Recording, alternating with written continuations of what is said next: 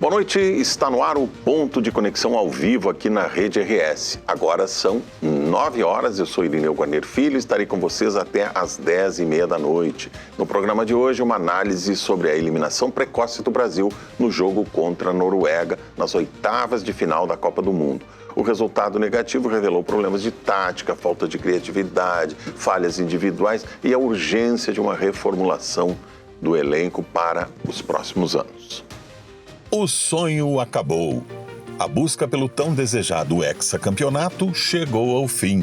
A eliminação da seleção brasileira nas oitavas de final da Copa do Mundo, diante da Noruega, encerrou mais um ciclo de expectativas e frustrações e reacendeu uma velha discussão. Afinal, o que falta ao Brasil para voltar ao topo do futebol mundial? Durante décadas, a camisa amarela foi sinônimo de talento, criatividade e protagonismo. Hoje, no entanto, a realidade parece bem mais complexa. Mesmo com um técnico multicampeão no comando, a campanha brasileira revelou dificuldades na criação de jogadas, falhas de organização, oscilações individuais e questionamentos sobre as escolhas da comissão técnica. Mais do que uma derrota, o resultado levanta dúvidas sobre o planejamento, a renovação da equipe e os caminhos que o futebol brasileiro precisa seguir.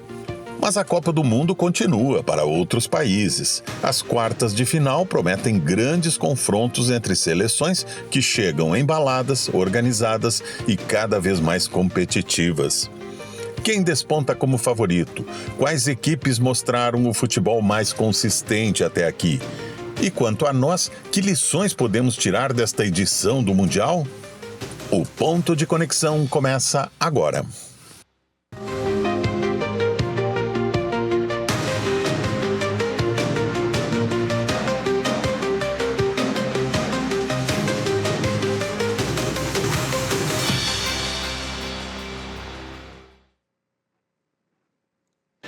E antes de apresentar os convidados desta edição, eu lembro aos nossos telespectadores que estamos na TV aberta, no canal 55.1 e no canal 511 da Claro TV. O Ponto de Conexão, você sabe, também pode ser acompanhado ao vivo pelo YouTube acessando @canal Rede RS. Para discutir a eliminação do Brasil na Copa do Mundo e analisar os confrontos das quartas de final, eu recebo esta noite aqui no estúdio Patrick Pozzobon, jornalista. Patrick, seja muito bem-vindo aqui ao nosso programa. Boa noite. Boa noite, muito boa noite. Obrigado aí pela oportunidade de falar um pouco da seleção brasileira, né, e também dos outros confrontos da Copa do Mundo, mas principalmente dessa eliminação precoce e a gente dá ênfase desse novo ciclo que tem que começar já agora.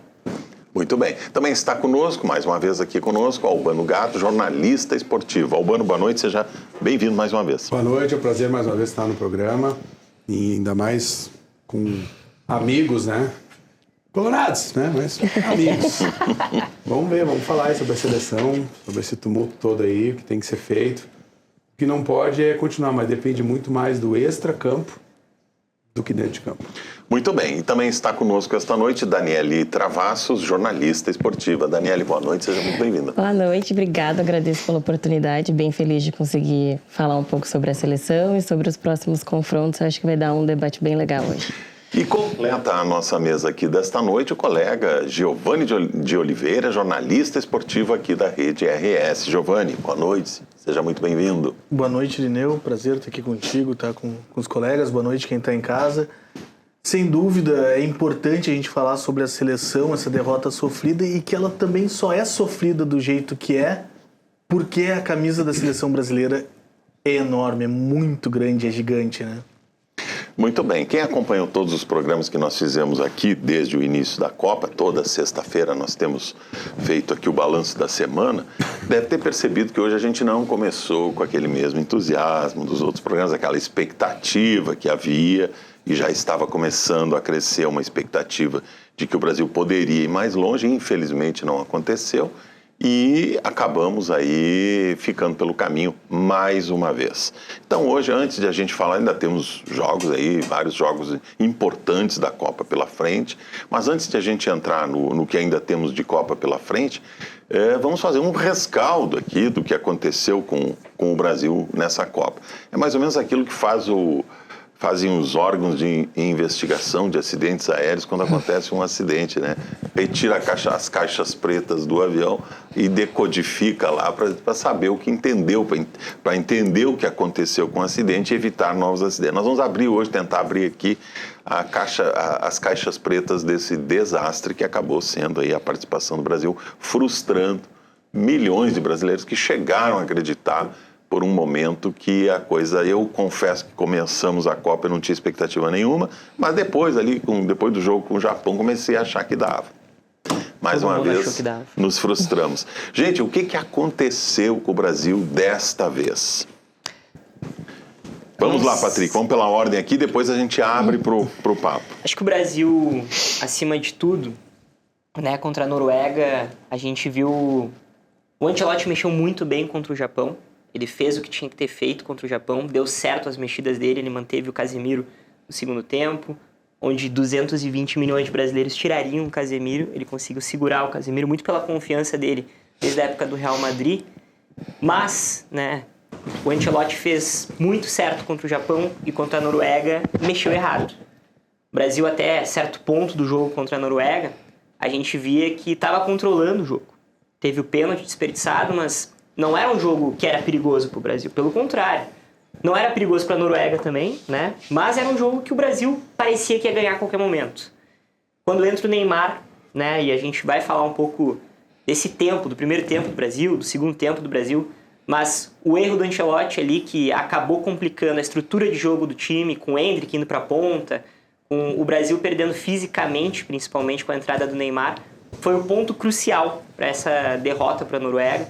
Não acho que tenha passado, por exemplo, por Bruno Guimarães, por Gabriel Magalhães na zaga. Não acho que tenha sido o erro do Gabriel Magalhães contra o Haaland. A gente está falando de um craque. Craque vai fazer gol.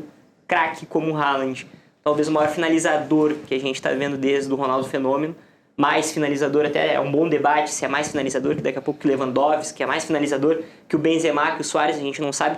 Talvez seja pelos números que está sendo, ele é novo e ele vai ter muito mais Copa, ele vai ter muito mais jogos para comprovar isso, mas é um finalizador. O Brasil jogou contra o finalizador, ele foi lá e fez 2 gols, e o Ancelotti ele erra, né, na questão de modificar o time, botar o Neymar.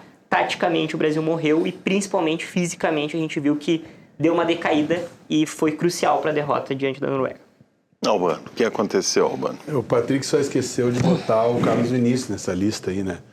Dos centroavantes também, que são centroavantes goleadores, centroavantes trombadores, centroavantes que incomodam as zagas e os goleiros, né? Tu gosta, né, mano?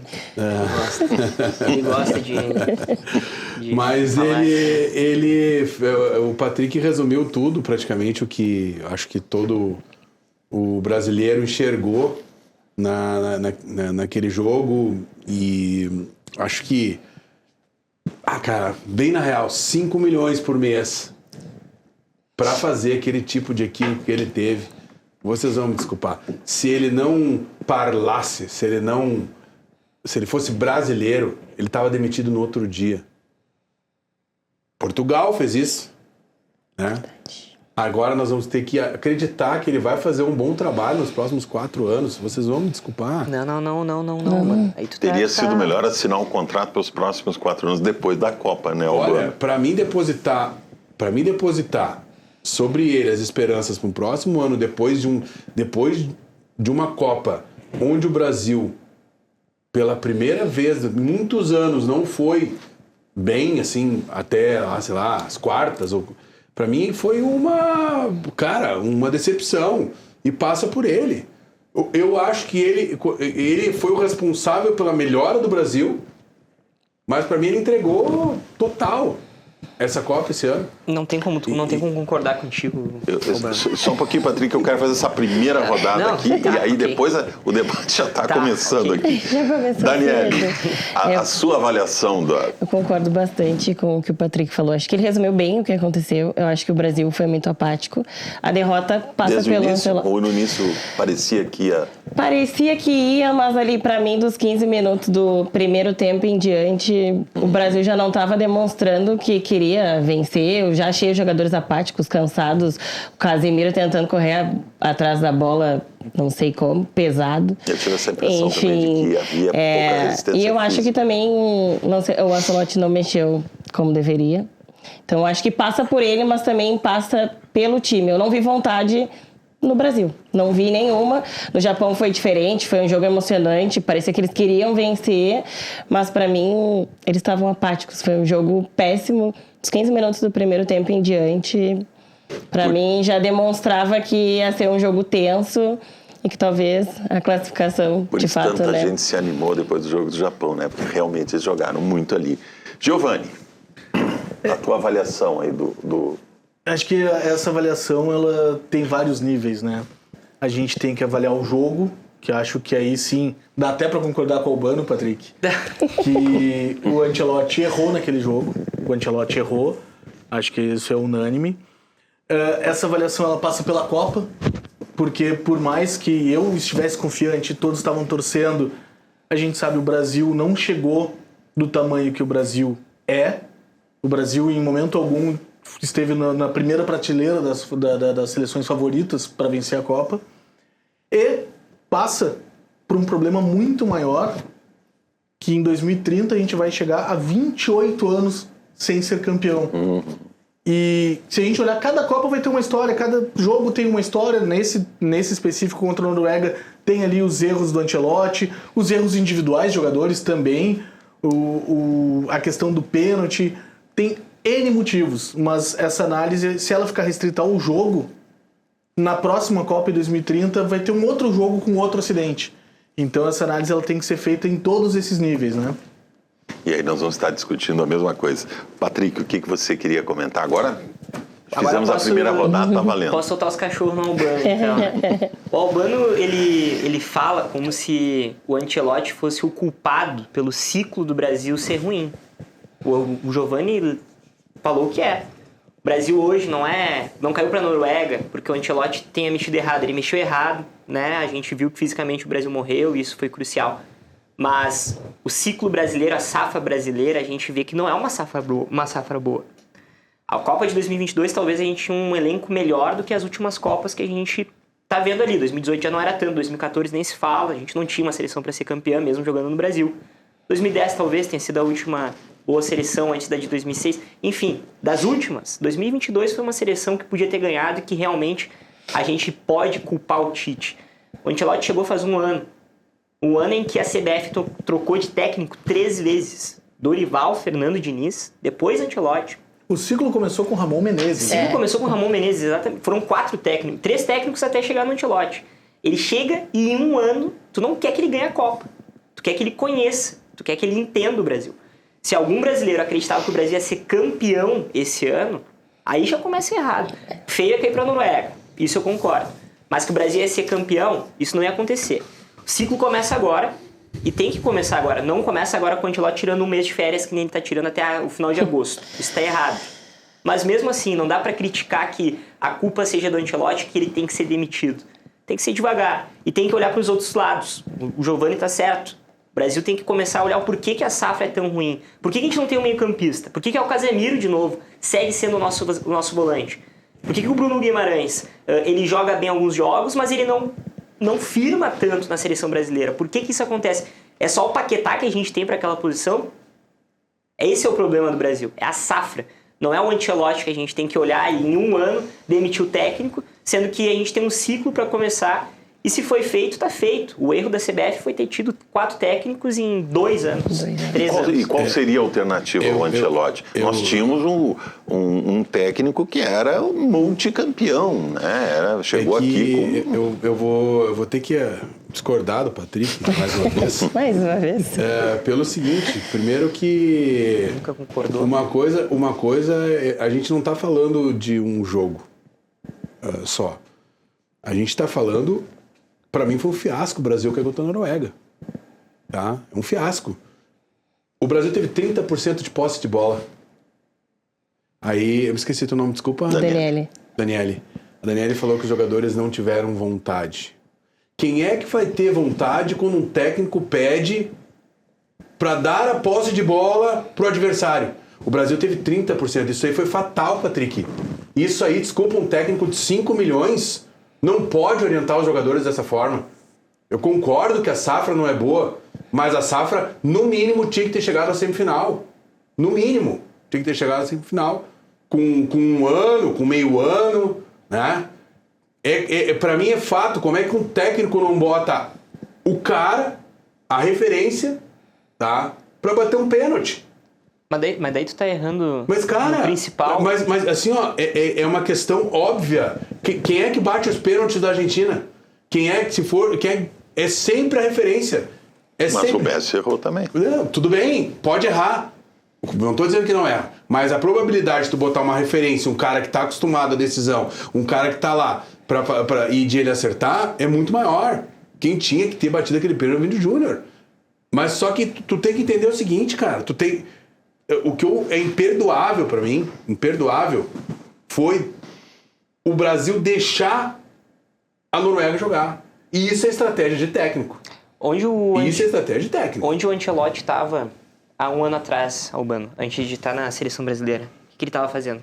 Mas, cara... O que ele estava fazendo? Eu não posso cara. Tem que analisar o que ele estava fazendo? Vou ter que analisar o trabalho dele agora. Ele estava na casa dele, na Itália, provavelmente. Em algum país da Europa, tranquilo. Quem foi atrás do Ancelotti foi a CBF. E a CBF queria o Ancelotti desde a época do Real Madrid. Então tu não pode falar que é o Ancelotti que deu a bola. O Ancelotti joga assim. A CBF contratou um técnico que joga assim. O Real Madrid, que foi multicampeão com o Ancelotti, dava a bola pro adversário. Ele é assim, ele é um técnico mais reativo. Será que ele não a CBF que errou, então tu não culpa o Ancelotti. Ele é tão experiente que ele não entendeu que ele não podia fazer isso com o Brasil contra a Noruega. Ele não viu que já no primeiro tempo ele não poderia continuar com a mesma estratégia, que não pode mudar uma estratégia no segundo tempo. Por que ele manteve a mesma estratégia no segundo tempo, mas que estava dando errado? Vocês me respondam isso. Mas aí é o seguinte, eu não gosto de ver o Brasil jogando assim. E Ninguém gosta. E a gente tem que falar sobre cultura de futebol. Ninguém gosta. O Brasil é o Brasil. O Brasil vai lá e faz. Assim. O Brasil vai pra frente. Sim. O Brasil... Brasil não é mais a gente precisa falar sobre cultura de futebol, inclusive sobre essa questão de safra, porque o Irineu é um cara tem muito conhecimento do agro, né? A safra no agro às vezes tem fatores externos, né? El Niño, chuva, seca. No futebol a gente não pode achar que a safra num país que produz jogadores como o Brasil está tão ao acaso. Né? Então, assim, não gosto... E para usar a tua analogia, Giovanni, a safra agrícola começa a ser planejada muito antes, né? A semente que vai usar, a quantidade de adubo, quer dizer, muito antes do plantio já estão se planejando. Todos os jogadores do Brasil, a grande maioria, não todos, a grande maioria seria titular em qualquer uma das seleções. Me diz um jogador da Noruega que seria titular na seleção do Brasil, fora o Haaland. Negado. Tá, tudo bem. E não falo só pra te responder, pra dizer, tem outro. Não. Eu acho que é a peça mais importante a gente discutir é o Odegaard do que o Haaland. Que foi o melhor do Haaland, inclusive. Por que o Brasil não tem mais o meia?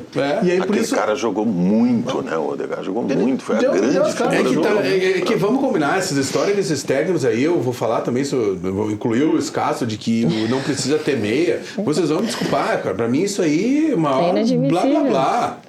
O jogo ele começa pelo meio. Exato. Tu protege atrás, tem um ataque, mas o meio tem que funcionar. Se o meio não funciona, o que acontece? Agora, a Daniele levantou um ponto aqui que eu achei interessante, porque eu não sou um conhecedor de futebol, mas estava acompanhando a partida, enfim, eu achei uma coisa que me pareceu, assim, que do segundo tempo em diante, a partir dos 10 minutos do segundo tempo, a seleção parecia cansada mesmo. Mas estava cansada não sei se era fisicamente. Sabe por que tu percebeu isso?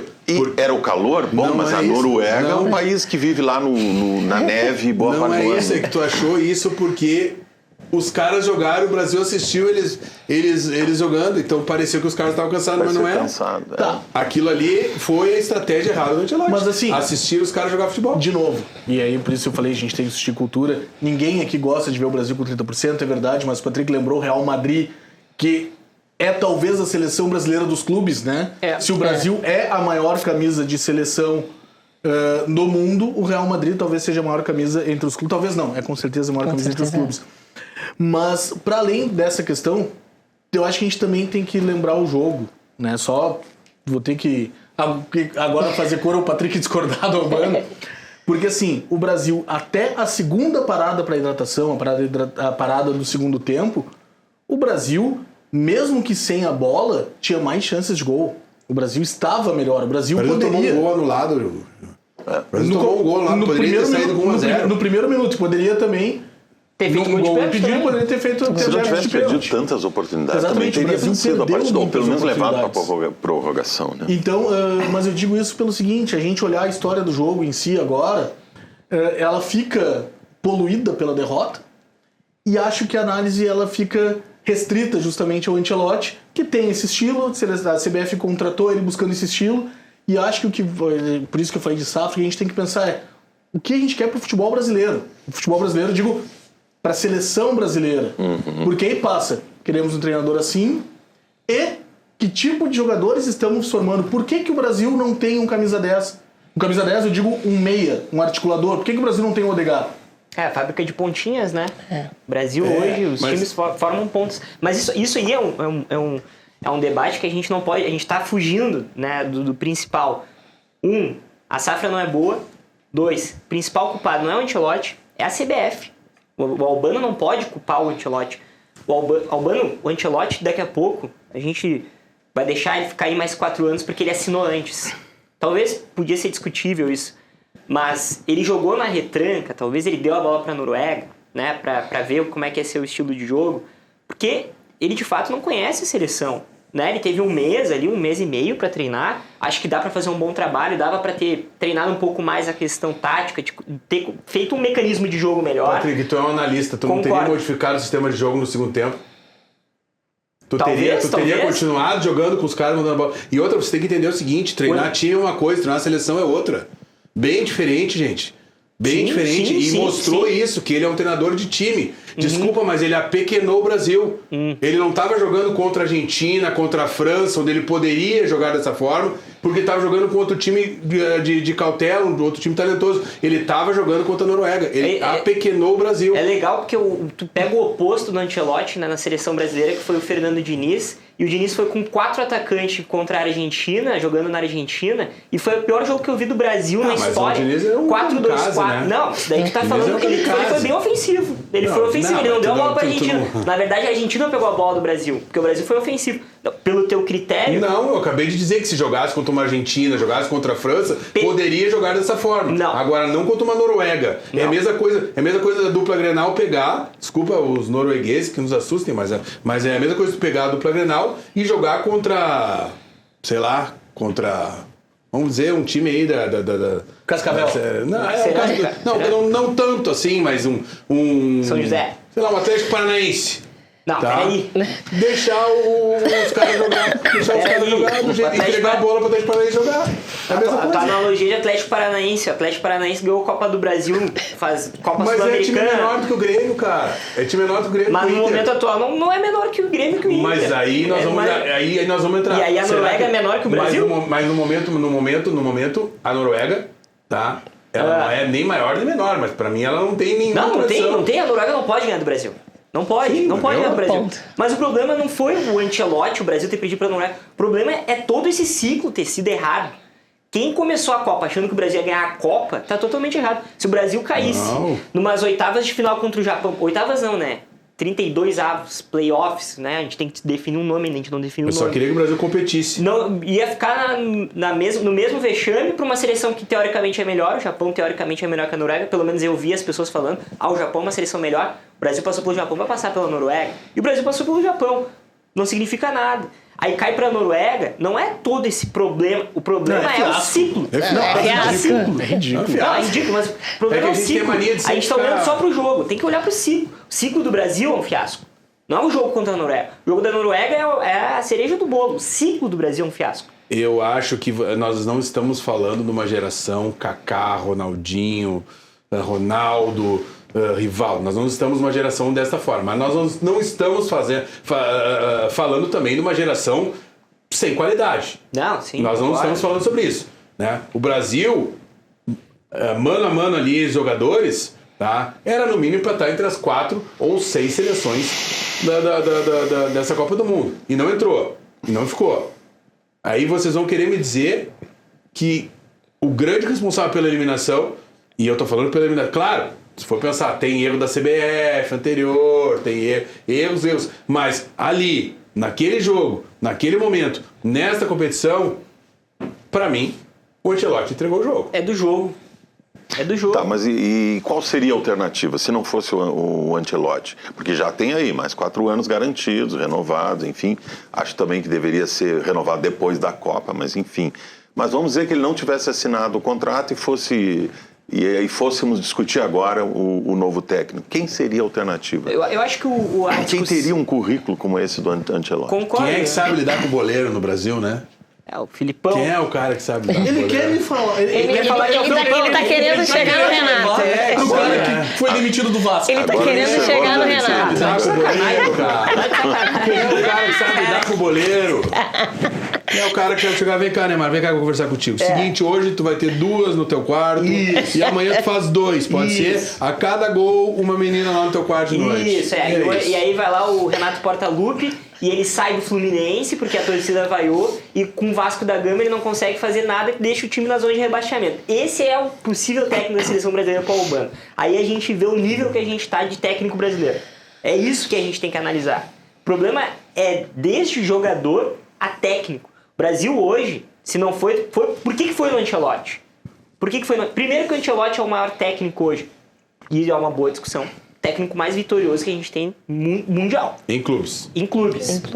Em clubes. É que até chegar uma seleção treinadora é de clube, né? Vamos ali buscar o Scaloni, Tem então. um ponto né, que muito vai ganhar. importante. Se tiver duas Copas do Mundo, vamos buscar o Scaloni. Mas aí por clube o cara Mas é tem diferente. 5 Champions Isso. e tem o Nacional. Tem a Liga da Alemanha, tem a Liga da Inglaterra, Tem a tudo. Liga da França, tem a Liga da Espanha e tem a Liga Alemã. Ele tem as 5 principais ligas europeias no currículo. 5 principais ligas europeias, Ele tem mais tudo 5 isso, Champions ele tem League. tudo isso e ele não conseguiu ver que ele tinha que mudar o esquema de jogo no segundo tempo. Não, Legal. na verdade, pra mim, ele errou quando ele mudou. Bacana. O erro foi quando ele mudou, porque o Brasil estava produzindo até que 1 minuto antes da mim, pausa da da introdução, ele resolveu botar o Neymar. Sabe- E pra botar o Neymar, e aí não é nem tanto a questão individual do Neymar que a gente pode discutir, mas pra encaixar o Neymar, ele teve que deslocar o Endrick, teve que botar uma outra função ali de marcação pro Vini Júnior. E a seleção Giovanni, acabou. se ele né? tivesse feito Aí ele desorganizou o se ele time. tivesse feito erro, Exatamente. que tivesse dado errado, alguma coisa só, até essa questão de movimentação, de modificação e tal, que fosse procedente, tá? Porque as alterações deles não foram procedentes, né? Se ele tivesse feito só isso, ok. Mas pra mim, ele me envergonhou. Como brasileiro, eu tenho vergonha do que o Ancelotti fez.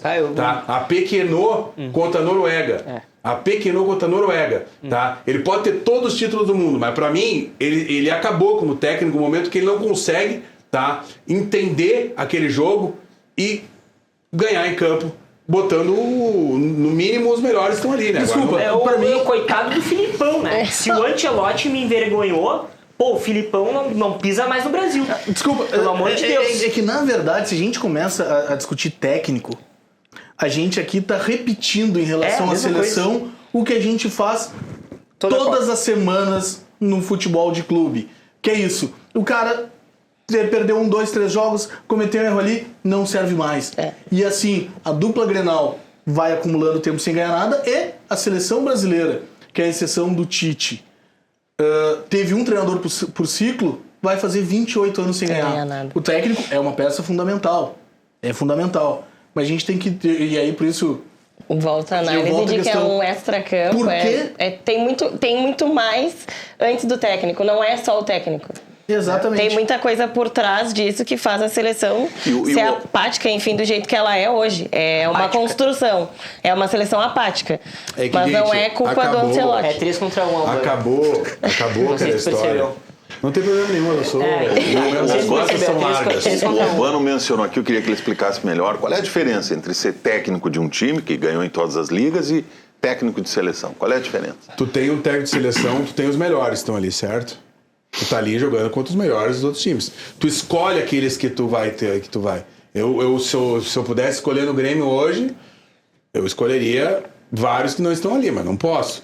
Tá? É muito mais fácil quando tu tem um grupo que tu pode escolher e teoricamente tu vai jogar contra os melhores também no país, do que tu jogar com um time de futebol onde daqui a um pouco tu não tem um lateral que é bom, mas tu tem um zagueiro que é bom, tu tem um atacante que é bom, mas não são os 11 que Sim. que O técnico de mas seleção vai buscar os melhores. Qual foi o último time que ele treinou? Não, ele não.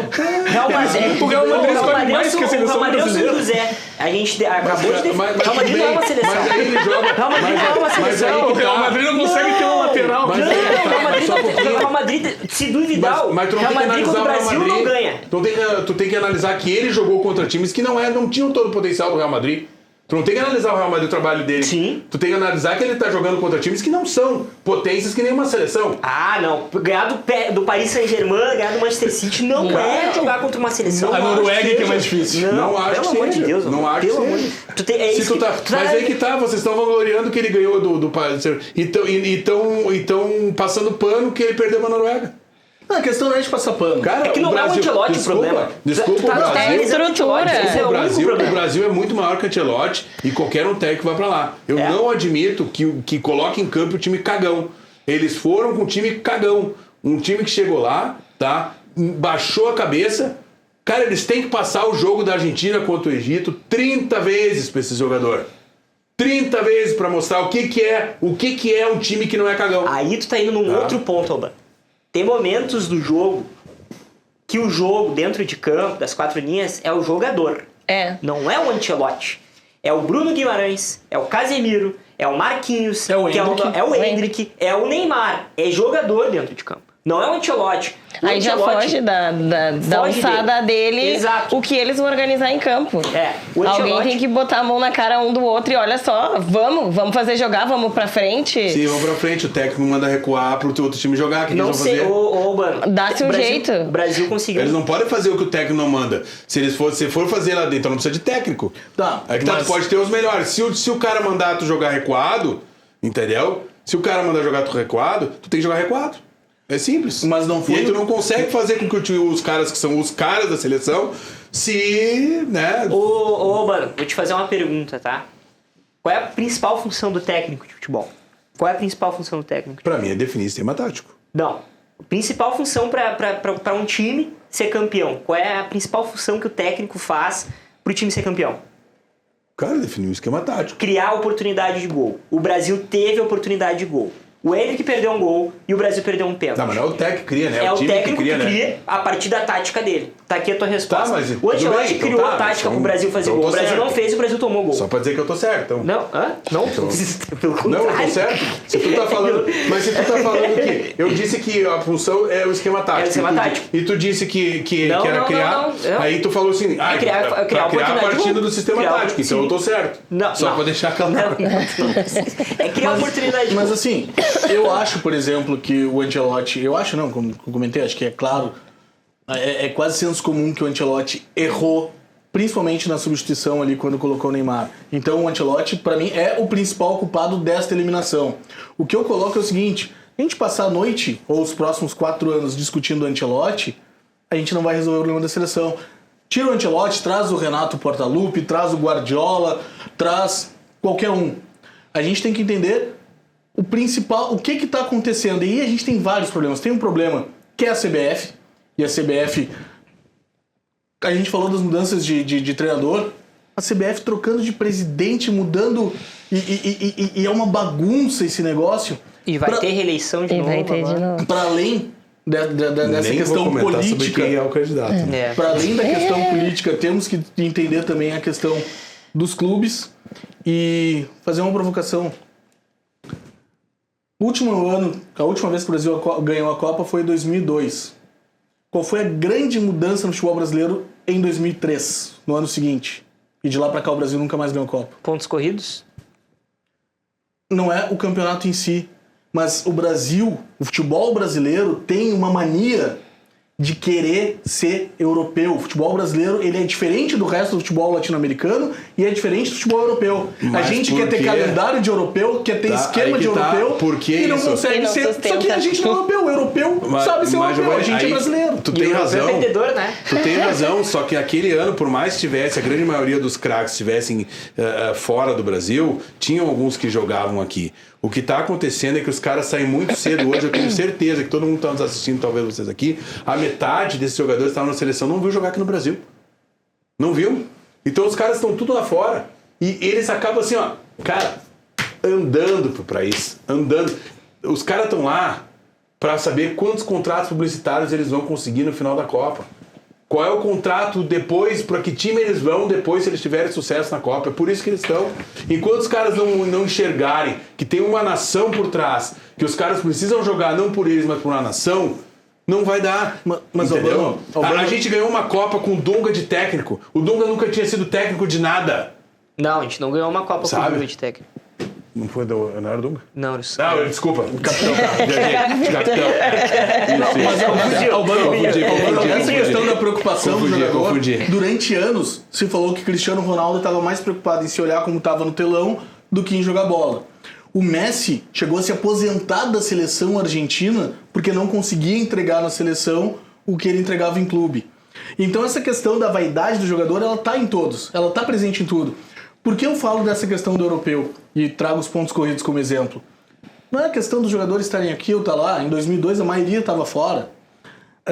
Mas o seguinte, se tu pegar as seleções campeãs, temos muitos jogadores, por exemplo, que começaram suas carreiras em times do interior. Qual foi a última vez que o Grêmio ou o Internacional trouxeram alguém de um clube que não fosse no mínimo da Série C? Porque a maioria dos clubes do Gauchão não estão... O Inter trouxe o alemão. Uma exceção. O Novo Hamburgo estava na Série D. Uma exceção. O Novo Hamburgo. E o que eu quero dizer com isso? A gente entrevistou ontem o técnico do São Luís de Juí, que está na Série D. E ele dizendo que eles não esperavam seguir na competição quando organizaram. Porque hoje o futebol brasileiro, com essa tentativa de ser europeu, acabou com o futebol do interior. Que também serviu muito para alimentar a nossa safra. A gente tinha jogador pipocando em tudo que era lugar. Em tudo que era lugar, tu tinha jogador. Então, daqui a pouco, tu tem um talento que tá no interior de São Paulo, no interior de Goiás, no interior do Rio Grande do Sul. Hoje a gente não vê. Se esse cara não tá entre os 60 principais times, Série A, B e C, a gente Mas esse cara não nem vamos joga. muito longe. Essa tese do Giovanni é interessante, né? É ótima. E tem um detalhe, não vamos muito longe. De que nós não devemos jogar um futebol europeu. Sempre se dizia o contrário, né? Dizia, porque olha aí, quem ganha é a Europa, então temos que jogar um futebol europeu. Vocês acham que a Argentina joga um futebol europeu ou um Pelo futebol contrário. sul-americano? A Argentina me parece jogar um futebol argentino. Argentina, aguerrida. O próprio Scaloni fala isso. Mas só exemplificando o que tu falou, Giovanni, que foi perfeito, a gente tem um exemplo aqui no Grêmio exatamente sobre o que tu falou. O Grêmio contratou o Wallace, um zagueiro do time de Série B ou C, agora não tenho certeza. Isso é CRB, não foi? Série B. O CRB que eu não sei se está na Série B. ou Na na Série B, eu acho. Série B. E um time que, né, e é um jogador que é promissor, que os times queriam, e a torcida caiu de pau em cima. Porque é um jogador que não era conhecido. Porque era um jogador... Mas quantos jogadores desses... O Lúcio, do Internacional, zagueiro, vem num time pequeno, agora me ajuda, tu que é colorado. Veio do Guará. Guará veio Sabe? jogar no Beira-Rio e tomou 8 ou 5. Cara, 8, se eu não me engano. Tomou tu 5, foi porque tomou perfeito, 8, tu foi o time falou. do Moledo. Ah, é verdade. sabe? O Grêmio Internacional várias vezes já fizeram essas apostas que davam certo, mas agora parece que, sabe, agora botaram num pedestal que não, tem que ser só jogador acima de 1 milhão. E se lá, melhor ainda. Acima de 1 milhão. Eu acho que a gente Exatamente, se amar, melhor ainda. Tem uma questão que o Giovanni falou que a gente tem que levantar também, que é uma mudança. O Brasil 2002 campeão meio que dá uma maquiagem em relação a isso, que é a Lei Bosman. Isso alterou o mapa mundial, o mapa do futebol, não só dos clubes, como também a gente está vendo que alterou na seleção. O que é a Lei Bosman, né? Que é o jogador europeu poder jogar no time europeu, dentro da União Europeia, jogador da União Europeia, e não interferir na questão do estrangeiro. O estrangeiro ser brasileiro, argentino, sul-americano. E aí a gente tem exportado mais. Até 2002 ali, já estava com um número grande de brasileiros lá, a gente tinha vários jogadores que estavam naquela seleção que foi campeão, mas eles tinham jogado no Brasil no início da carreira.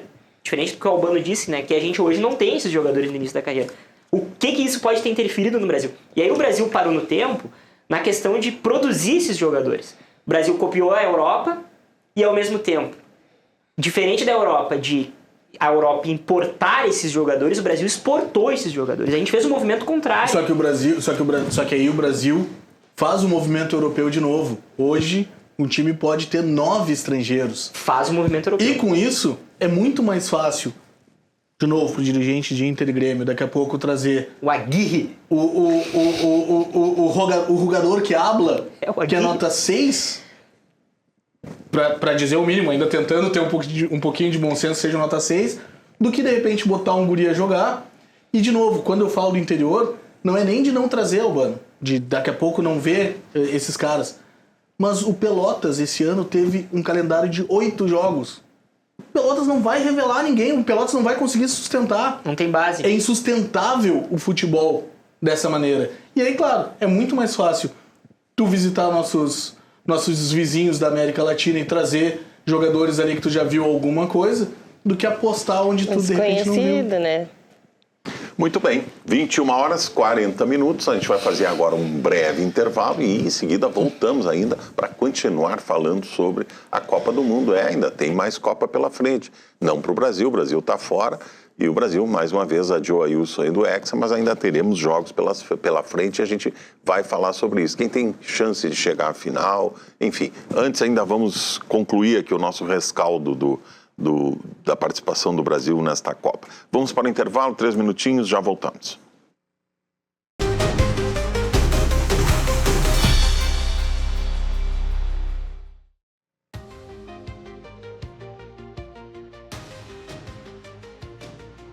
Estamos de volta com o ponto de conexão ao vivo aqui na Rede RS e continuamos o nosso debate aqui sobre a eliminação do Brasil na Copa do Mundo e ainda sobre as projeções para a fase de quartas de final. Quem levará o título? Para fazer essas análises estão comigo aqui esta noite no estúdio, Patrick Pozobon, jornalista esportivo, Albano Gato, jornalista esportivo, Daniele Travassos, jornalista esportiva e conosco aqui também o colega Giovanni de Oliveira, o nosso jornalista esportivo aqui da Rede RS.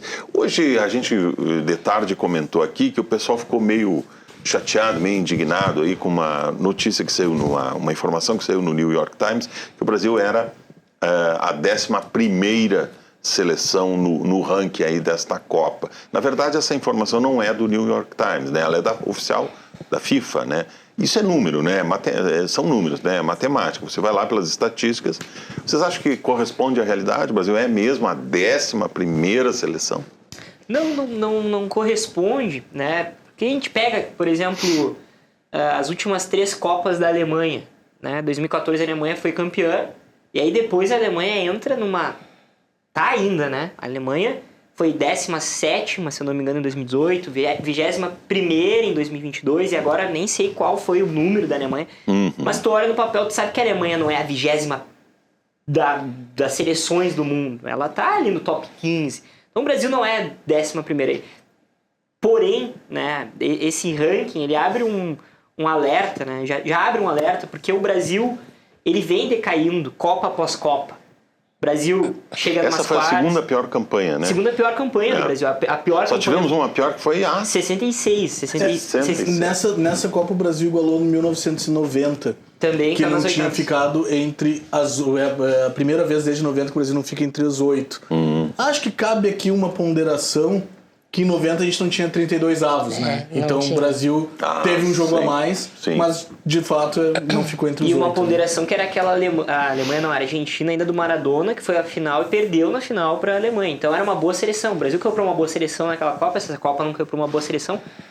Tauban, eu sei que não foi para uma boa seleção, mas ao mesmo tempo não é culpa só da Noruega ter ganhado o Brasil, tem muitos erros, Eu vim pra principalmente da esse bloco CBF. querendo escutar a Dani. Pode falar, Dani.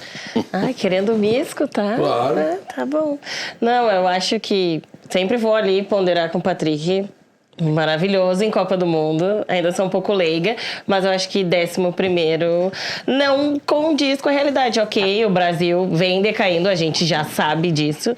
Eu, como amante de futebol, nunca achei que o Brasil fosse levar o Hexa.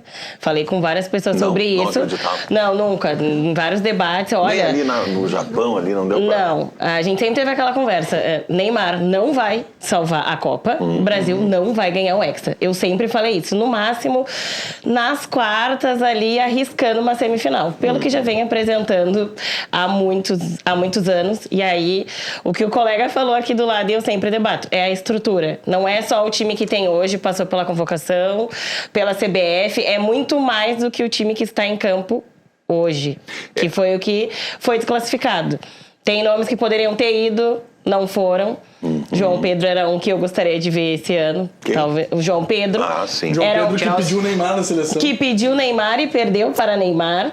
Era uma pessoa que eu gostaria de ver hoje. Claro que daqui 4 anos, provavelmente, ele vai estar na seleção. Então, acho que a estrutura é muito mais do que aconteceu agora, mas não para 11º. Decaiu, não é o Brasil de anos atrás, que a gente sentava para ver um jogo entusiasmado, vai ganhar, tem garra, sabe o peso da camisa. Mas eu acho que 11º daí... Eu também fiquei acho que me não perguntando condiz. hoje quem são os 10 que estão na frente, né? Enfim, temos que ver. Eu acreditava mais que o Vini Júnior ia voltar pra Virgínia do que o Brasil ia E eu acho que ele voltou, né? A gente não tem certeza. Voltou, Aliás, a boato que voltou. Aliás, nós falamos pouco aqui do Vini Júnior e não falamos muito pouco do Neymar, né? Que foi a grande polêmica da Copa, lá no início, no anúncio ali, né, da contratação. Vocês acham que o Neymar deveria ter jogado mais? Foi mal aproveitado? Não foi? Poderia ter feito alguma coisa pelo Ele Brasil? não devia ter ido. Não devia ter ido. Devia ter ido. Não devia ter ido. Acho que... Não eu era vou pra até falar estar assim, lá. ó. Pra ele, como jogador, foi um fim melancólico, tá? Foi ruim. Porque se o Brasil tivesse chance de ser hexa, pode ser o Brasil... Ele poderia encerrar a sua... né, a atividade na seleção dando hexa pro Brasil, tudo bem, sabe? Mas não, ele não tinha essa condição, ele sabia disso, ele não estava numa condição física. Então, eu acho que para ele como jogador, ele poderia ter se privado disso. Até a questão que o Albano fala da privação do Neymar, dele se colocar no lugar dele, né? Eu vejo que o Neymar, ele não entende as coisas da vida. A gente tem que ser bem sincero, né? Ele ainda age como um menino em várias atitudes. Atitude com o goleiro. Atitude de tudo, né? Ele bate um pênalti. Com o goleiro da Noruega. O Brasil perdeu de 2-0. Ele bate um pênalti, vai lá, olha pra cara do goleiro da Noruega que tá ganhando, tá passando de fase, e fala assim: fiz o gol em ti que tu falou que ia pegar. Pô, Neymar. É esses tipos de atitude que o Neymar vem fazendo desde 2010, 2009, e a gente foi passando pano, de certa forma, até teve crítica, sim, mas não teve um staff, um apoio pro Neymar para ele mudar essa cabeça. Talvez ele seja assim. E ele entender que ele não tá mais jogando, se ele estivesse jogando em alto nível no futebol brasileiro, até entenderia o Neymar querer ir pra Copa. Mas o Neymar, ele não passou do Vijagra no meio de campo, do Inter contra o Santos na Vila Belmiro. Ele não passou do Bruno Henrique. O Bruno Henrique, que hoje caminha em campo, no meio de campo do Inter, volante de 35 anos, conseguiu desarmar o Neymar. Então ele querer ir pra Copa e ter forçado isso foi muito feio. Me lembra muito o Cristiano Ronaldo, inclusive hoje postando foto, campeão da Euro, 10 anos comemorando, como se fosse algo estilo campeão do mundo, né? Porque ele diz que Eurocopa, por exemplo, vale mais do que um campeonato mundial. Cristiano Ronaldo, da mesma ideia do Neymar, assim, de eles não entenderem às vezes algumas atitudes, mas aí é outra coisa. O Neymar é não entender e agir errado em sociedade. E o Cristiano Ronaldo, por exemplo, ser um cara que não bate muito bem nessa questão de ser menor que os outros, às vezes, né? Ele sente isso. Tá, eu acho que nesse bloco eu vou acabar cumprindo o papel que o Albano cumpriu no outro. Eu vou ser contrário a todos os amigos aqui. Primeiro porque, claro, depois do leite derramado, a gente consegue fazer as análises do porquê derramou, do que falta de cuidado houve. Mas eu não acreditava no Hexa agora. Eu acreditava no Hepta em 2030. Tá? Eu estava confiante com o Hepta em 2030 e falei isso. Otimista. E, embora pra mim era muito claro que o Neymar não tinha condições de jogar, não acho que foi um erro do Ancelotti levá-lo. Ter levado ele. A consequência depois a gente vai ver, né? Mas naquele momento eu me surpreendi com uma reflexão que, por incrível que pareça, o Neymar poderia fazer bem pro grupo. Eu faço um paralelo com o Ronaldo Nazário. Seguido perguntam pra ele, quem foi melhor? Tu ou o Haaland? Tu ou o Ibrahimovic? E o Ronaldo costuma responder assim, esses caras tinham um pôster meu no quarto. E a realidade sobre a seleção é que, tirando Casimiro, o Alisson, os jogadores mais velhos, muitos tinham o Neymar como referência. Esses dias circulou uma reportagem de uma escolinha, a repórter entrevistando o Matheus. E ela diz, chama de Matheus, mas pode chamar como? Me chama de Neymar. Esse cara é o Matheus Cunha, centroavante que jogou a Copa. Era uma referência para essa geração. Né? Então, levar o Neymar neste contexto até fazia sentido. Não funcionou, a decisão não deu certo, mas eu não posso, depois de tudo que eu também defendi aqui muitas vezes na bancada, né, dizer, olha, não tinha que ter levado mesmo. Não, eu achei que tinha que ter levado e achei que o Brasil, embora não estivesse na primeira prateleira, para mim a primeira prateleira continua intacta de favoritos, que é Argentina e França, o Brasil vinha logo atrás junto com Espanha e talvez Portugal, que também não confirmou. O Brasil não poderia ter perdido para a Noruega, e a gente está discutindo a Noruega como um fiasco, justamente porque a gente sabe que a seleção brasileira, repito aqui a pergunta que o Albano fez no primeiro bloco, os jogadores da seleção brasileira, a maioria seriam titulares em quase todas as seleções. Quase todas. Então a seleção brasileira, ainda que tenha jogado o ciclo fora, com a bagunça de treinadores, ela chegou com um elenco muito importante. E eu acreditava que sim, poderia crescer. Não aconteceu. Aliás, não aconteceu não. Se a gente comparar o jogo com o Marrocos, o Japão e a Noruega ali teve um deslize, e a gente vê que o Brasil teve um crescimento. Não foi suficiente. E por isso, né, que voltamos àquilo. Acho que o trabalho tem que ter continuidade, embora a gente tenha que arrumar a bagunça que é o futebol brasileiro. Mas o Brasil ainda pode ser hepta em 2030. Já foi hexa agora sem ganhar a Copa. Se não ganhar em 2030, Mas... observação Obrigado, do nosso diretor, Fernando Lopes, nosso diretor de imagem. Obrigado, Giovanni, mas aí se tu quer levar o Neymar, tu pega um crachá dirigente e dá pra ele. Quer botar o Neymar? Tudo bem, vai lá, bota. Diretor, dirigente, sei lá, qualquer coisa. Eu acho até que a gente tem que falar que o Neymar ele foi pra Copa também, né? O Giovanni trouxe um bom ponto, né? Do Neymar ser importante na questão dele ser um ídolo até do Lamine Yamal hoje. Exato. Lamine Yamal, que é um craque da Espanha. Ele é uma referência. Ele é uma referência pra mundial. toda essa geração. Então, o Neymar ter levado por esse lado, concordo com o Giovanni. Até a passagem de bastão, diga-se de passagem, digamos assim, né? O Neymar não teve um craque que, por exemplo, o Ronaldinho, talvez o Kaká foi o último grande craque que o Brasil teve, que passou esse bastão pro Neymar, mas não teve um Ronaldinho. O Ronaldo não teve presente nessa passagem de bastão pro Neymar, e o Neymar fez isso agora. Passou pro Vini Júnior, passou pro Endrick, foi na mesma Copa com eles, né? Foi a última Copa do Neymar com esses jogadores. Agora a responsabilidade são de vocês vão ser os craques. Mas o Neymar foi pra Copa principalmente porque Rodrigo e Estevão lesionaram. O Neymar foi pra Copa porque o Brasil tava sem opção. Neymar não, o Brasil, entre João Pedro e Neymar, eu também vou no Neymar.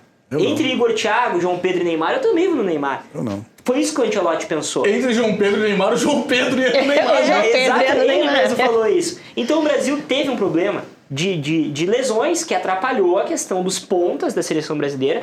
Centroavante a gente não tem o que fazer. Talvez o João Pedro tivesse ido mesmo. E o Brasil, mas aí por isso que o Neymar foi pra Copa. E o Brasil cresceu também graças a algumas lesões, principalmente a do Rafinha. Muito. Né? Porque o Ryan, sabe, foi muito bem. Né? O Martinelli ali também, que muitos teriam, inclusive, talvez nem colocado.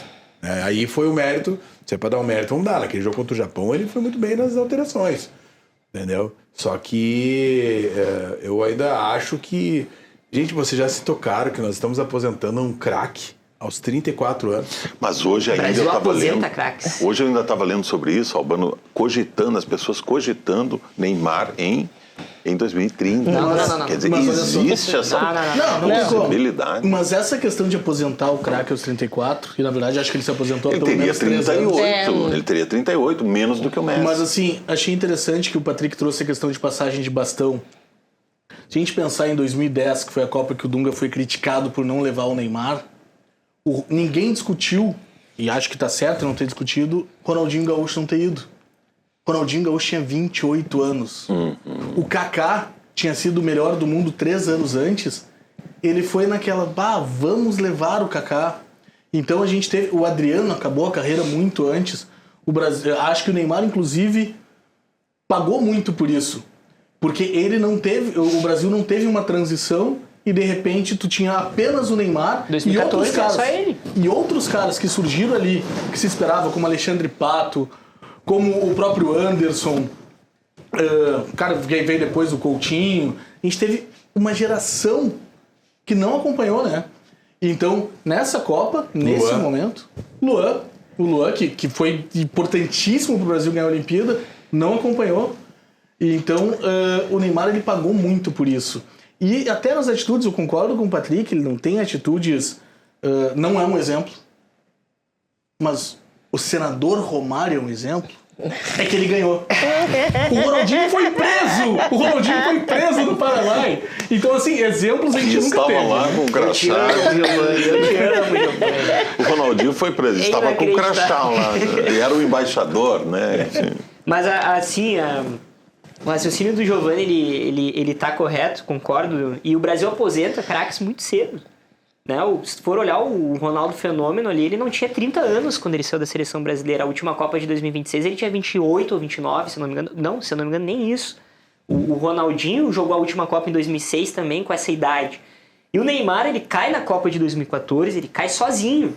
Ele não tinha o Kaká não estava na Copa de 2014. Quando eu falo que o Kaká passou pro Neymar, ali foi em Copa América, em amistoso. Até o Ronaldinho teve alguns jogos com o Neymar.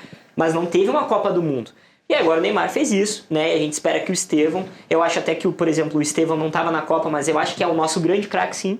É o nosso grande craque pro futuro, a gente tem que acreditar nele. Vamos pensar um pouquinho sobre isso, vamos fazer um exercício aqui. Neymar teria 38 anos em 2030, mas já é um ex-atleta hoje, né? Já não é mais um jogador, Faz anos né? que ele é um ex-atleta. Então, quer dizer, não vai aguentar até lá, não vai ter a resistência que teve um Messi, por exemplo. Mas ok, vamos começar com novos jogadores, preparar um novo ciclo, essa história toda. Quem são os nomes que emergem aí nesse momento? O Vini Júnior, a gente brinca, Ele né? é um grande protagonista, da seleção. Ele joga bem em Copa. Mas eu ele acho joga bem em Copa. o Vini... Mas Em Copa ele vai bem. Nessa Copa ele foi bem. Em particular nessa Copa. Ele joga bem nesta Copa. 2022 o Vini Júnior não foi mal. Nesta Copa. Mas ele não foi tão bem também. Não foi tão bem. Não, mas ele não foi protagonista igual o Neymar, né? Porque era o Neymar a Copa de 22. Mas esse ano, ele fez o que o Neymar fez em 22. Ele pegou a bola e foi pra cima. Não foi do Vini Júnior a culpa da eliminação do Brasil, por exemplo. É que, sinceramente, cara, eu não vejo nele uma referência pra levar a gente pro Hexa. O Brasil precisa criar alguma outra... Essa geração nova vai ter que tomar jeito, cara, porque do jeito que a gente tem atacantes bons, mas nós continuamos sem um meia. Sim. A nossa zaga continua também incerta. Se alguém apostar na zaga para 2030, não não aposto. O Vieri, né? O Vieri vai estar, né? Eu não aposto, né? Vieri e Gabriel Magalhães, né? Tu falou do Luan, né? O Luan era... Pelo amor de Deus, né? Eu sou daqueles que não acho que o Vieri... Eu também não achava que o Luan era tudo isso pra fazer o comentário que ele poderia estar junto nessa Mas seleção. essa questão do meia, e aí voltando, pra mim ela passa... O Patrick até brincou, né? A gente fabrica pontinhas. Hoje, na formação, nas bases, a gente tem muito isso. Se diz que o Brasil não cria laterais, não produz laterais, porque quando o lateral começa a mostrar que é bom no apoio... Vira atacante. Vira atacante, vira ponta pra vender? Pra vender. E o Brasil tá... E os clubes têm... Os clubes estão falidos, tirando 2 ou 3. Eu não vou falar de SAF, porque a SAF é o clube que faliu e teve que vender. Né? Tirando Flamengo e Palmeiras, os clubes do futebol brasileiro estão falidos. Então é isso, eles têm essa lógica mercantil. E olha, o meia, que é o jogador refinado, que é o jogador diferente, esse é muito difícil de produzir. E né? vocês não falaram de goleiros, né? O Alisson, eu acho, se não surgir um grande goleiro, até 2030... Será ele?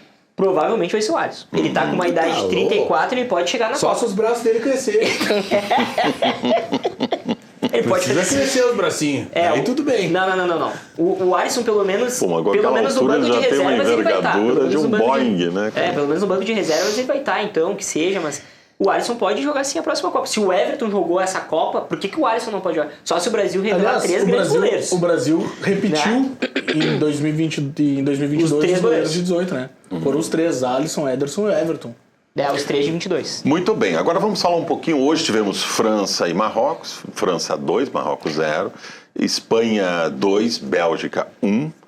Amanhã vamos ter Noruega, Inglaterra e Argentina e Suíça. Vamos botar a tabelinha ali para a gente acompanhar melhor. Então, Isso, amanhã... foi ontem. Ontem.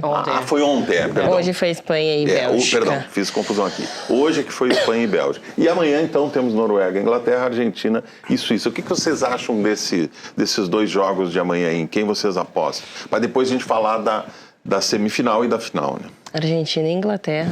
Sem dúvidas. Sem dúvida. Argentina. Argentina e Inglaterra passam. Eu acho que a gente vai ter uma semifinal de campeões do mundo, né? Com França, Espanha, Argentina e Inglaterra. Mas eu não duvido da Noruega. E muito menos pela Noruega do que pela Inglaterra, tá? Inglaterra, Noruega na semifinal? eu não duvido Não da duvido. Noruega fazer um crime. A favorita é a Inglaterra. Mas acho que das 4 seleções não campeãs que foram para as quartas, a com mais chance de fazer alguma coisa diferente ali Pode surpreender. é a Noruega. Pode surpreender. Eu acho que a gente tem que olhar, né, a Copa do Mundo da Argentina e tomar muito cuidado, assim.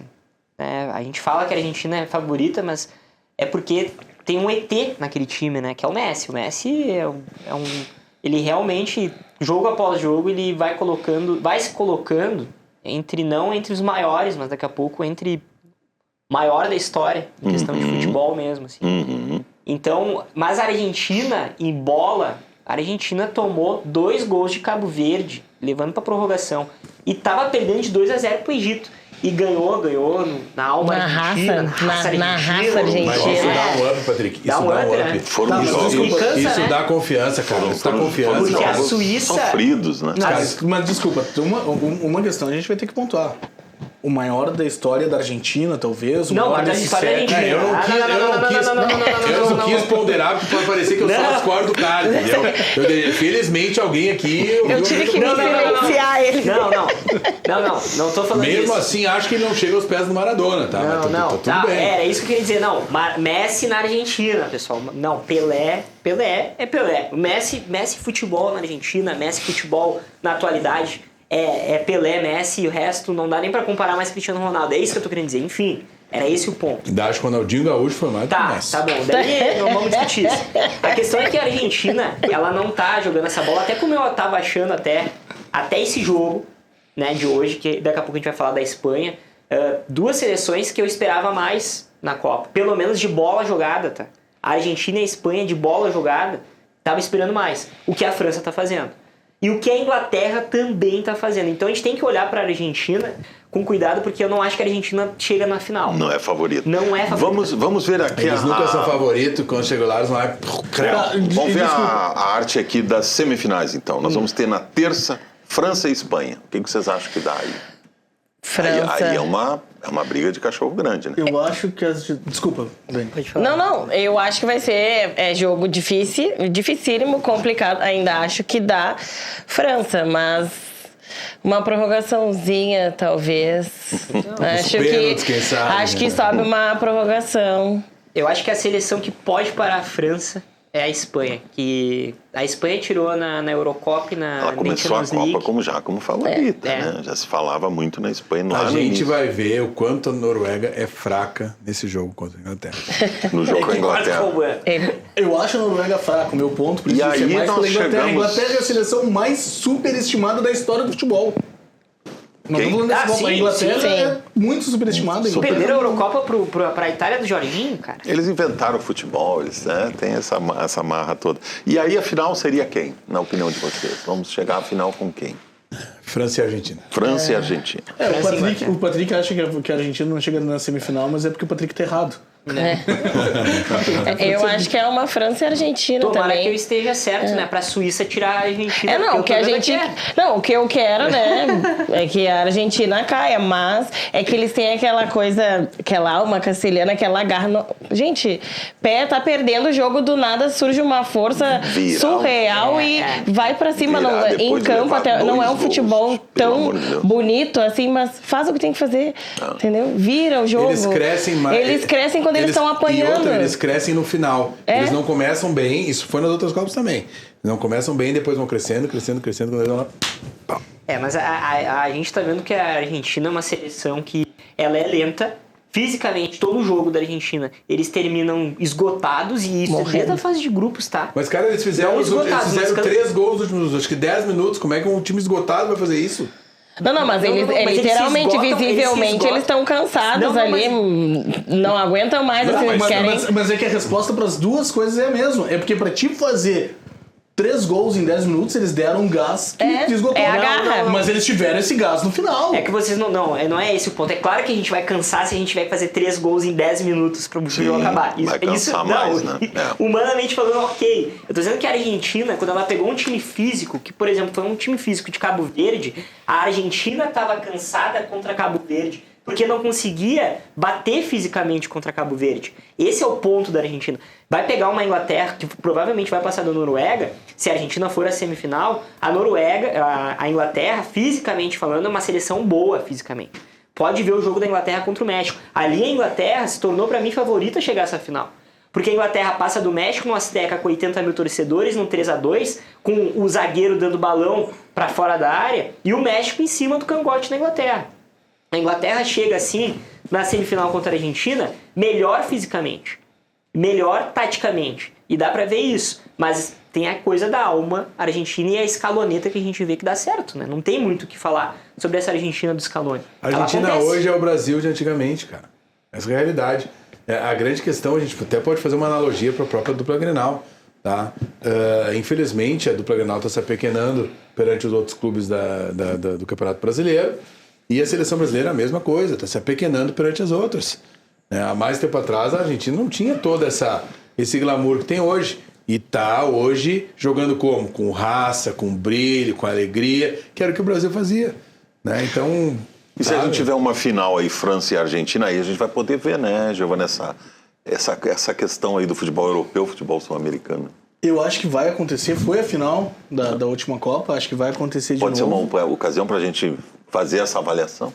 Eu acho que sim. A França tem 3 jogadores, no mínimo, ali, que são muito diferentes de qualquer coisa, né? O Olise, o Dembélé, o Mbappé.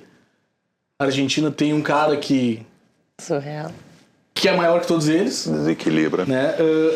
É o jogo que eu não consigo... Nos outros jogos todos eu consigo dizer um favorito. Posso perder, posso errar. Nesse jogo eu não consigo difícil, cravar um favorito. Eu vou olhar aqui pra câmera e vou falar, se a França chegar contra a Argentina na final, eu vou falar aqui, ó, aqui agora, no mínimo 3-0 pra França. Com a bola que a Argentina tá jogando, a França chega na final, a França atropela a Argentina.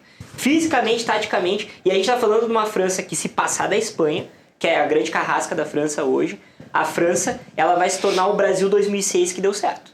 Porque a gente tá falando de uma fábrica de craques, de um time de craques que vai ter sido campeão do mundo que o Brasil não conseguiu em 2006. Eu vai faço amassar a Argentina. voz que tu esteja certo, porque eu não tô torcendo pra Argentina ser campeão. Entendeu? Na verdade, se mais uma Copa, mais outra, quando vê, tô encostando na gente. Para aí, né? Não tá certo. É isso. Não, o Messi vai aposentar agora, vai ver que vai decair bastante. Mas a questão é que a gente brinca aqui, mas a Inglaterra tá correndo bem pro outro lado. A Inglaterra vai fazer frente, acredito eu, pelo futebol que tá jogando. Quando vê, pode cair amanhã pra Noruega e eu vou estar errando, e a Argentina vai passar perrengue contra a Suíça, enfim. A gente vai ver como é que vai terminar a Copa, mas a favorita para ser campeã do mundo, e todo mundo aqui concorda, e tá correndo a passos largos, é a França. Então a gente tá debatendo quem é que vai chegar na final. Mas exatamente. a França vai muito bem. Só desculpa, o Patrick fez aqui uma previsão, né? Olhou pra câmera e tal. Isso, eu gosto de fazer isso. Então é o seguinte, tá? Não tô falando sobre essa Copa. Podem recortar esse vídeo e gravar, tatuar esse vídeo. Gravado ele vai ficar. Ele vai ficar. A Inglaterra não vai ganhar nunca mais uma Copa. Eu não sou o primeiro a dizer isso, tá? Eu sei. O primeiro cara que disse isso foi Nelson Rodrigues 2 dias após a Inglaterra ser campeã. E até aqui ele está se confirmando. 2 dias após a Inglaterra ser campeã de 66, Nelson Rodrigues olhou para aquele futebol que tinha ganho uma Copa roubada e disse: nunca mais vão ser campeões. Eu faço coro. Inglaterra não vai chegar na final esse ano e nunca mais vai ganhar uma Copa. Tá, mas... Tá. 22 horas 11 minutos, nós temos que fazer aqui mais um intervalinho. Em seguida a gente volta, 3 minutos, a gente está de volta com o último bloco do Ponto de Conexão, fazendo hoje aqui o nosso arremate aqui da cobertura de Copa. Já voltamos.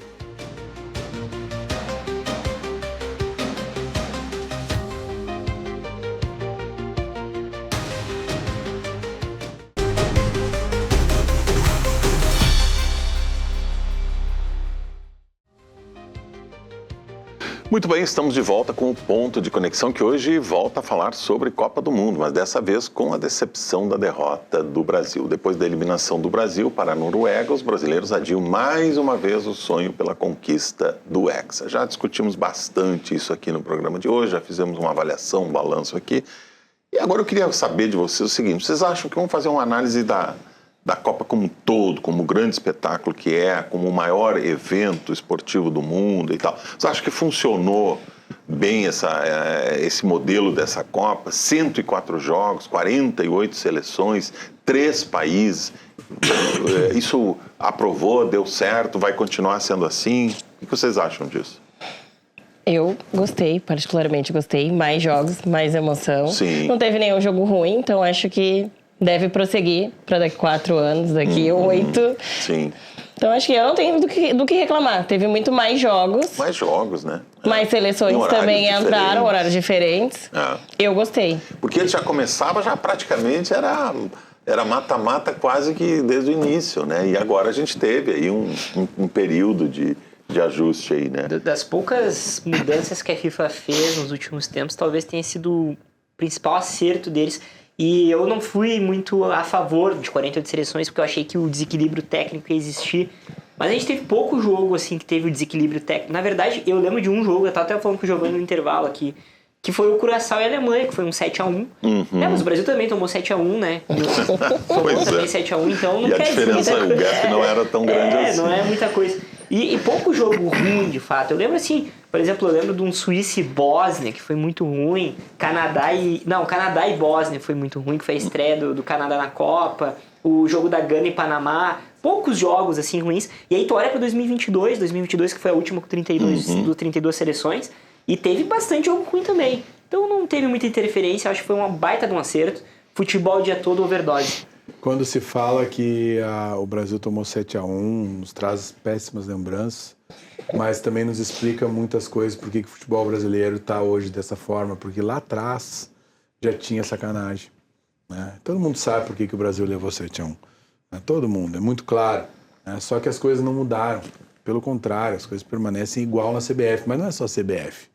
Essa Copa, ela até teve os acertos, né, de mais clubes, mais países, mas ela foi manchada pela Copa que teve um cartão vermelho anulado por um presidente. Isso é verdade. Isso, para mim, é o reflexo da política que a FIFA, que a CBF, que as entidades que dirigem o futebol no mundo, né, acabam acabando com o futebol. Essa é a realidade. Então, eu acho, teve interessante tudo, mas eu vou ficar com a imagem que pela primeira vez, né, uma pessoa extra-futebol interferiu, e que não entende nada de futebol. E que não entende nada, e ele mesmo disse, né? Não sabia nem o que era um cartão vermelho. Né?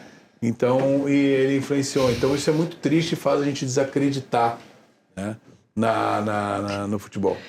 Eu então vou ao contrário, desculpa, Urbano. Mas eu acho que essa Copa mostrou mais uma vez como o futebol é maravilhoso, como o futebol é lindo. Porque é isso, tu tá correto. Que absurdo é um presidente de um país sede interferir na competição, interferir na questão atlética. E aí os Estados Unidos, que vinha fazendo uma grande campanha, né, os Estados Unidos que não tem tradição no futebol, quando teve esse jogo manchado, e a gente tem outras Copas com manchas, né? A de 66, inclusive. Mas quando a gente tem um jogo manchado, que tem lá um cara que não deveria estar, a Bélgica foi lá e fez justiça na bola. E meteu... E não tem que ser assim, mas meteu 4 nos Estados Unidos. E só dessa questão do futebol lindo, a própria seleção brasileira. E pra mim é isso que fica maior. A gente poderia fazer um programa só pra debater a sujeira do futebol brasileiro. Poderia fazer um programa só pra isso. Mas aí, quando a gente vê cenas como viu nessa Copa e viu em outras, estádio lotado em Bangladesh para ver o Brasil, pessoal comemorando em Gaza, na Jamaica, comemorando vitórias do Brasil, a gente vê que a camisa que o Albano tá usando, que é da seleção, a camisa da seleção brasileira e o futebol, eles estão muito acima disso. Não que a gente não tenha que combater os problemas, O povo tem, compra mas ideia, o futebol né? é lindo, O né? povo compra ideia, a gente vê crianças chorando, achando que, né, que o Brasil poderia ser hexa. A gente sabia que não, mas as crianças não sabiam, né? A gente vê pessoas na rua torcendo, reúne multidões. Isso é a parte linda do futebol. O Brasil continua sendo o país do futebol, mesmo que estão tentando tirar esse rótulo do Brasil. Mas sobre esse jogo dos Estados Unidos, tem algumas suspeitas aí que os próprios jogadores dos Estados Unidos, vamos dizer, com vergonha do que aconteceu, acabaram meio que, sabe, tirando o pé na história. Pode ser teoria de bastidor, né? Teoria de conspiração. Desculpa, mas aí pra mim se as pessoas soubessem o que aconteceu em 98, ficariam enojadas, né? Só pra finalizar o assunto cartão vermelho, né? Eu elogiei a FIFA, mas eu esqueci que a FIFA ela é a entidade mais irônica hoje do futebol, né? Ela é a entidade que, se a gente acha irônico a CBF, a FIFA foi lá e conseguiu, né, esse status. Ela tira um cartão vermelho dos Estados Unidos e quando a Inglaterra pede uma anulação, ela vai lá e não, vai ser mantido o cartão e a gente vai duplicar o cartão vermelho do jogador. A gente nem comentou sobre isso. E muito menos a gente não comentou do Irã ter que ficar no México e não viajar para os Estados Unidos. Viajar para os Estados Unidos, fazer o jogo e voltar. Então a FIFA, assim, ela teve esses erros, ela teve o acerto das 48 seleções, mas o presidente, o careca da FIFA, ele errou basicamente tudo em questão de dar margem ao futebol mundial, de colocar essa Copa do Mundo, sim, em xeque-mate, em dúvidas. Tu fica com dúvidas. A FIFA foi imparcial. Ela foi parcial em algumas decisões. E, na real, em várias decisões.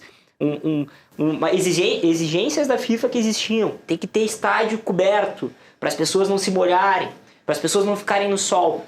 Eu não vi um estádio nos Estados Unidos coberto.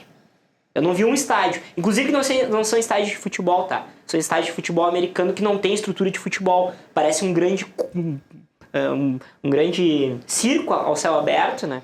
Com todo respeito ao futebol americano. Mas teve jogos com alguns sim. Fechado, com ar-condicionado. Sim, isso aí sim, mas a questão Atlanta, é que se não me engano. poucos estádios, né? Poucos estádios mesmo. Então a FIFA ela foi incoerente nas decisões, ela abriu precedente, ela abriu portas para ficar assim em dúvidas. Eu vejo aí comentários de que a Argentina estaria envolvida.